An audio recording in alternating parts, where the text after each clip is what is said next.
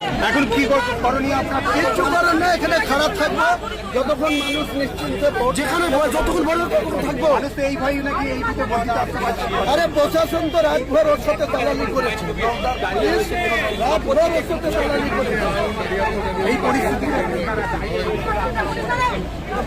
আমার তিনখানা গাড়ি ছাড়া যে গাড়ি কিন্তু ওরা এত লোক কেন এখানে মুভমেন্ট করছে আপনি সেটা দেখতে পাচ্ছেন না?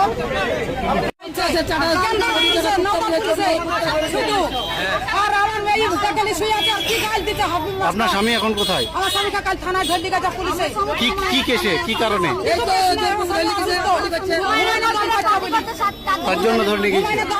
কাল ধরে গেছে পুলিশ, আমাকে গুলি করছে, গুলি মার, আমাকে গুলি হাবিব কিনে নিছে।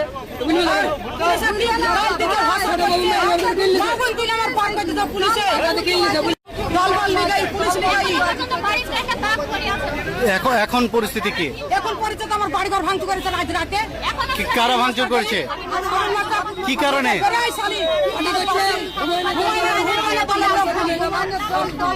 হুমায়ুনের দল করেছে বলে তাই তো আমাদের উপর একটা দাঙ্গামু হবে।